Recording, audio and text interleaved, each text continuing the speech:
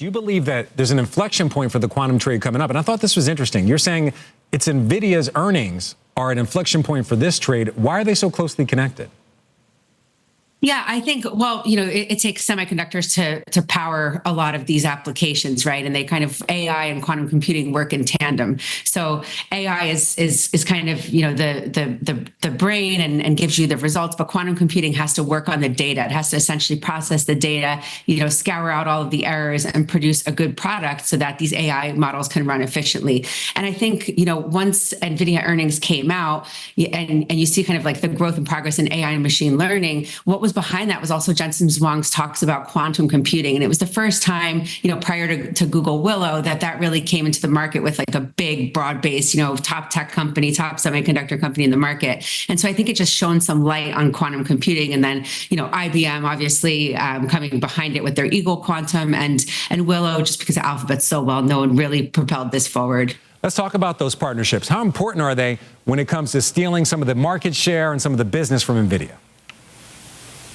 Well, Frank, it may seem incredibly difficult for any company to compete with the likes of NVIDIA, but how about two companies? That's what OpenAI, Meta, Amazon, among others are doing. They're betting on that by partnering with Broadcom. Each of these companies are in the process of building their own in-house chips that they hope will one day rival NVIDIA. Even Apple, Frank, is reportedly working with Broadcom to design a cutting-edge chip that will be used to power AI capabilities, expected to be released in 2026. That's according to a report from The Information. It's a significant move as all the hyperscalers remain heavily dependent on NVIDIA's powerful GPUs to run AI models, driving NVIDIA's sales and, of course, its soaring stock price. But analysts say high prices remain a sticking point for technology companies that buy NVIDIA's chips. That's accelerating interest in developing an alternative. However, we know it's not easy to do that, and NVIDIA has the first mover advantage, plus what Wall Street sees as the best group of engineers and talent to keep innovating and producing faster and more powerful chips beyond Blackwell. Tonight, when Broadcom reports, investors will want CEO Hock Tan to provide a much-needed update on its progress in working with some of the biggest names in Silicon Valley, and when an NVIDIA competitor could really hit the market, Frank. Yeah, look, I think as me and you have talked, and we've talked on the show, this is just the beginning. I think this is ultimately going to be another 2-3 year bull market for tech, because it's a fourth industrial revolution that's playing out in front of us, and that's going to be big tech and the multiplier. And I think it's only 10 p.m. in the AI party that goes to 4 a.m. Yeah. Have you gotten any later in the party, or are we still, it's always kind of early, isn't it? I mean, it's been a year now, but we're still at 10 p.m. Oh, we started at 9. Okay. Started at 9, now we're 10 p.m. And look, we think tech stocks are up another 25% over the next year. And I think NASDAQ 25,000 a year from now is something that we're going to start talking about going into the end of next year, early 26. Yeah, so much of this, there it is, the last line there, so much of this depending on, the numbers are staggering. We talk about them all the time, quarter to quarter. But you think AI CapEx is going to exceed $1 trillion. Why? In 2025, I should say. Yeah, right. Why? Yeah. It's everything we're seeing. Look, that's why we travel the globe, right? It's trying to understand where the AI CapEx is and what's happening in the market. I think Street's underestimating AI CapEx potential by 30 to 40%. And I think the biggest thing here is the multiplier. For every dollar spent on an NVIDIA chip, there's an 8 to 10 multiplier across the rest of tech. That's why you have names like the Messi of AI, Palantir. You have other use cases that are now starting to be in software, Salesforce, front and center.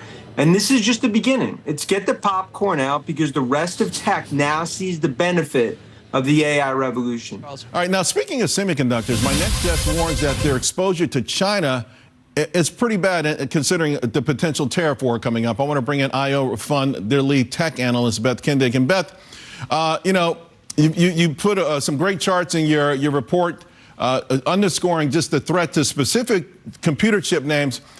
Is this one of the reasons why the chip, we're sharing them on the screen right now, you've got Lam Research, you've got ASML, KLAC. Is this one of the reasons you think that we've seen so much pressure in semis in just over the last few weeks?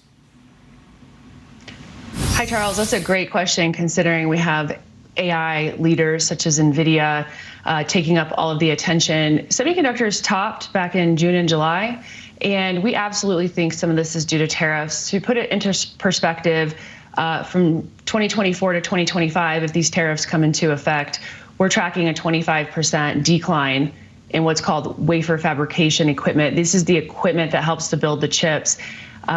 For sure, these leaders such as NVIDIA, we think will be quite strong next year, but can they carry the entire ETF? We're finding that NVIDIA is not strong enough to carry all of that pressure. Right, and to your point, we've seen that. We've seen where the semis in general have got hammered, and NVIDIA's gone back to new highs. Also, though, I read or heard this morning, NVIDIA's hiring in China. What is it that they must, do they know that this tariff thing could be short-lived? NVIDIA's story with China is quite interesting because they came under very strict export controls 1 to 2 years ago. These AI chips that have been driving so much of the market were seen as a security threat. Therefore, they've had to reduce the generation down, make them a little less powerful in order to sell them to China. However, if you go back to what Jensen Huang has said about China, there is only one China. And what he's trying to say is when you have that kind of massive population, all of them, middle class or above, right. Quite a few of them middle class or above, it is quite hard to make up for that loss globally. Willow just seems to have come out of nowhere. I was with a guest yesterday. We were just talking about CPUs being replaced by GPUs, and now it's QPUs, right? I don't know about you, but I think it may have saved Google, or potentially could save Google, because I hardly use it as much as I use it for search and things like that. Do you think, Willow, is it too early to judge whether or not it can live up to the hype, this whole quantum thing in your mind? I do. Quantum computing is very, very early. You can think of it as autonomous vehicles or what they call high-performance computing, which are the supercomputers that governments use. These are really R&D departments that will take some time before Wall Street sees the profits that Wall Street likes to reward. If I were to guess, I think we are minimum 10 years out before we see a commercialized application for quantum computing. All right, before I let you go, so in the last 3 weeks, there's been an interesting theme in this market. Companies that report and can mention AI in a positive way get rewarded really nicely, right? We saw it last week, in the last few weeks with names like Salesforce.com. I'm looking at Oracle, and you have posted a chart there, and I think they said everything right, but the stock didn't react the same. Is it because the shares are already up, or is the market starting to really define true AI winners from those true AI also-rans? That's a great question, Charles. Of course, a company like Oracle will get into AI. Of course, a company like Salesforce will get into AI. But will we see those exponential moves like what we saw with NVIDIA? I would be cautious there. I really continue to like the hardware layer. The hardware is where a lot of these problems are being solved. As we look into 2025, I had said Blackwell's revenue for NVIDIA will exceed 2023 and 2024 combined. The complexity of that hardware is going up 4 to 8 times from what we just saw in 2024. That is really where you want to be concentrated, and that's not quite where Oracle is at. I got you. I was speaking with the founder of a tech company that is absolutely foundational to the generative AI era, if you will, and thus an early indicator of what's happening in the market. And this person said to me that they think that we are much closer to being oversaturated and oversupplied in NVIDIA chips than anybody realizes. Your thoughts? Well, it doesn't seem that way right now. I mean, some of their older generation parts, like the Hopper parts, supply has gotten a lot better as we've gone through the year. The Blackwell parts that they're getting ready to launch now seem absolutely constrained, right? Now there is a lot of capacity that is coming online as we go through the year. And this is why people get positive about NVIDIA, because if the demand is there to meet that supply as it comes online, it still suggests a good amount of upside relative to where I think expectations and numbers are. So that will be the debate, again, as we go through 2025, as that supply comes online, is the demand there to meet it or not? I would say as we stand right now, the demand still looks off the charts. At least at this point, like, all these guys are going to be selling everything that they can make.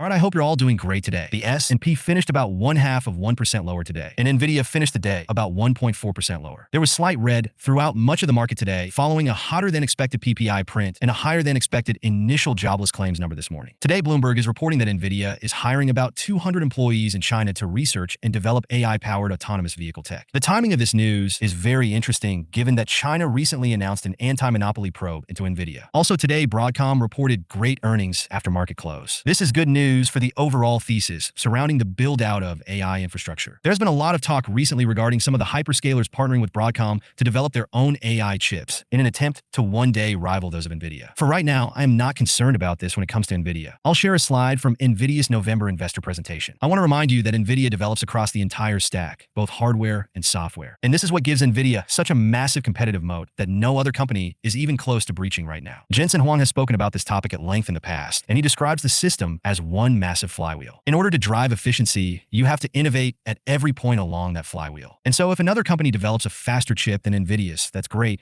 but it doesn't really concern NVIDIA. This is because NVIDIA has taken a holistic system approach. They're innovating at every single point along the flywheel in order to drive efficiency. This creates a massive competitive moat for NVIDIA. I think the fact that companies like Apple and Amazon are trying to get involved in developing their own chips is indicative of how insane the demand is right now for AI chips. You have companies like Apple that want to get involved and get a piece of the pie, and you have a company like Amazon that simply cannot get enough chips from NVIDIA right now, and so they're trying to make things work. Amazon CEO Andy Jassy has said that he expects Amazon to continue working with NVIDIA for the foreseeable future. And so again, I'm not concerned about these tech giants trying to build their own chips. I think it's just another indicator that demand is so insane right now, and that demand is severely outstripping supply, which is good news for NVIDIA. I still think NVIDIA's brightest days are ahead for multiple reasons. The demand for Blackwell is insane. Hyperscalers have yet to show any signs of reducing their capex on AI. Jensen Huang has said NVIDIA will deliver more Blackwell in the fourth quarter than they originally expected. NVIDIA has a massive competitive moat, and we have a clear product roadmap from NVIDIA for the next 2 years with the launch of Blackwell this year, Blackwell Ultra in 2025, and Rubin later in 2026. For all of these reasons and more, I think it's safe to say that the overall thesis surrounding NVIDIA and the build-out of AI infrastructure remains firmly intact. I have no idea what will happen in the short term, and this is a high beta stock in which quick, sharp pullbacks happen from time to time. But from a long-term perspective, I still think NVIDIA's brightest days are ahead. As long as everything remains peaceful in the Pacific, and as long as none of the hyperscalers significantly reduce their capex on AI, then I think NVIDIA should be just fine for at least the next 1 to 2 years. With all of that being said, I hope you all have a great rest of the day, and I'm curious to hear your thoughts about NVIDIA in the comments below. Please leave a like on this video so more people will see it. And while you're down there, please consider subscribing. It's free, and you can always change your mind. Thanks for watching, and hopefully I'll see you in the next video.